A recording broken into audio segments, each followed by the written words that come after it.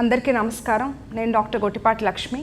ముందుగా ఆంధ్ర రాష్ట్ర ప్రజలకు, ప్రాణ సమానులైన తెలుగుదేశం పార్టీ కుటుంబ సభ్యులకు, రాత్రి పగలు కష్టపడి చదువుకొని ఉద్యోగం సాధించాలనే లక్ష్యంతో ముందుకెళ్తున్న నా తమ్ముళ్లకు, చెల్లెలకు హృదయపూర్వక నమస్కారాలు. ఈ మధ్య చూస్తుంటే డిఎస్సి పైన వైసీపీ నాయకులు మాట్లాడుతున్నారు. నిరుద్యోగుల కోసం పోరాటం చేస్తున్నామని చెప్తున్నారు. మీరు అధికారంలో ఉన్నప్పుడు ఒక్క టీచర్ పోస్ట్ కూడా భర్తీ చేయకుండా ఇప్పుడు డిఎస్సి పైన మాట్లాడే నైతిక హక్కు మీకు ఎక్కడి నుండి వచ్చింది? అధికారంలో ఉన్నప్పుడు మీరు ఉద్యోగాల గురించి మౌనంగా ఉండి ఇప్పుడు ప్రతిపక్షంలోకి వచ్చాక ఉద్యమాల పేరుతో హడావిడి చేస్తున్నారు. ఇది నిజంగా నిరుద్యోగుల కోసం మీరు చేస్తున్న పోరాటమా, లేక మీ రాజకీయ ఉనికిని కాపాడుకోవడం కోసం చేస్తున్నారా? మీకు నిరుద్యోగుల మీద అంత ప్రేమ ఉంటే మీ ప్రభుత్వంలో ఉన్నప్పుడు నిరుద్యోగులు జాబ్ కోసం వెయిట్ చేస్తుంటే మీరు ఏం చేశారు? జాబ్ క్యాలెండర్ ఎక్కడ? నోటిఫికేషన్స్ ఎక్కడ? నియామకాలు ఎందుకు చేయలేదు? మేము స్పష్టంగా చెప్తున్నాము, ఆంధ్ర రాష్ట్రంలో 18 డిఎస్సీలు జరిగితే అందులో 14 డిఎస్సీలు తెలుగుదేశం పార్టీ ప్రభుత్వం హయాంలోనే జరిగింది. అండ్ సుమారు 2 లక్షల టీచర్లకు పోస్టింగ్స్ ఇచ్చింది తెలుగుదేశం పార్టీ. క్లియర్గా చంద్రబాబు నాయుడు గారు అంటే డిఎస్సి అంటే చంద్రబాబు నాయుడు గారు. మొన్న కూటమి ప్రభుత్వం అధికారంలోకి వచ్చాక 100 రోజుల్లో డిఎస్సి ఎగ్జామ్ నిర్వహించాలని గౌరవ ముఖ్యమంత్రి చంద్రబాబు నాయుడు గారు మొదటి సంతకం చేస్తే వైసీపీ వాళ్ళు ఏం చేశారు? 100కు పైగా కోర్టు కేసులు పెట్టి అడ్డుకోవడానికి ప్రయత్నించారు. మెగా డిఎస్సి ద్వారా 16,347 పోస్టులను భర్తీ చేస్తూ ఒక పరిపాలన బాధ్యతగా మా ప్రభుత్వం ముందుకు తీసుకెళ్ళింది.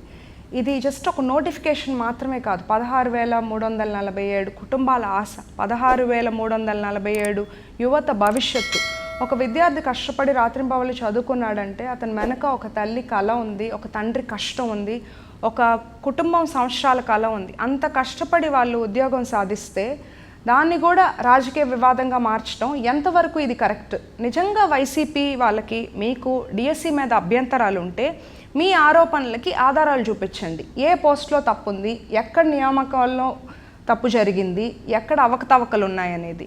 ఈ ఉపాధ్యాయుల గురించి మనం మాట్లాడుకోవాలి ఇక్కడ ముఖ్యంగా. ఎందుకంటే పిల్లల్ని వాళ్ళకు ఒక మంచి విద్యాబుద్ధులు నేర్పిస్తూ వాళ్ళని సరైన దారిలో తీసుకెళ్లేది ఉపాధ్యాయులు. వాళ్ళకి ఎంతో గౌరవం ఇవ్వాలి. అలాంటిది గత ప్రభుత్వం ఉపాధ్యాయుల్ని ఎంతో ఇబ్బందికి గురి చేసి వాళ్ళకి టైంకి జీతాలు ఇవ్వకుండా వాళ్ళని ఇబ్బందులు పెట్టి వాళ్ళకి మద్యం దుకాణాల దగ్గర డ్యూటీలు వేసి అవమానించారు. ఇప్పుడు కష్టపడి డిఎస్సి ద్వారా ఉద్యోగాలు సంపాదిస్తే ఇప్పుడు కూడా వాళ్ళని అవమానిస్తున్నారు. అంటే వైసీపీ వాళ్ళు చేసే ఆరోపణలు కూటమి ప్రభుత్వం మీద మాత్రమే కాదు, కష్టపడి ఉద్యోగం సాధించిన యువతని, ఉపాధ్యాయుల్ని వాళ్ళు అవమానిస్తున్నట్టు.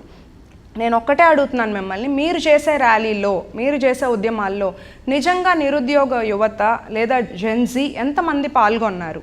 మీరు సీనియర్ సిటిజన్స్తో కూర్చొని ఉద్యమాలు చేసి వెనక జెన్జీ అని మీరు పోస్టర్లు, బ్యానర్లు పెట్టుకున్నంత మాత్రాన అది కరెక్ట్ అవుతుందా? నేను ఇక్కడ ఇది ఎందుకు చెప్తున్నానంటే జెన్జీ జనరేషన్ ఈ తరం చాలా తెలివైన వాళ్ళు. ఎవరో ఒక మాట చెప్తేనో ఏదో ఒక ఆరోపణ చేస్తేనే నమ్మేవాళ్ళు కాదు. ఎవరేం చేస్తున్నారు, ఎవరు ఎప్పుడు అధికారంలో ఉన్నారు, ఎవరు మాటలు చెప్పారు, ఎవరు పనులు చేస్తున్నారని వాళ్ళు క్లియర్గా చూస్తారు. వాళ్ళు అన్నీ గమనిస్తున్నారు. వాళ్ళ చేతిలో ఫోన్ ఉంది. వాళ్ళకి ఎప్పుడూ ఆరోపణలు కాదు కావాల్సింది, జెన్జీకి డేటా కావాలి, ఫ్యాక్ట్స్ కావాలి. వాళ్ళు రేపు ఏం చూస్తారంటే ఈ రాజకీయ గొడవలు ఇవి కాదు, జాబ్స్ ఎవరిస్తున్నారు, భవిష్యత్తు కావాలి మాకు, అది ఎవరిస్తున్నారని చూస్తారు. నేను జెన్జీకి ఒకటే చెప్తున్నాను, మిమ్మల్ని రెచ్చగొట్టే వాళ్ళ వైపు మీరు చూడొద్దు. మీ పక్కన ఎవరు నిలబడుతున్నారో చూడండి, మీకోసం ఎవరు పనిచేస్తున్నారో చూడండి.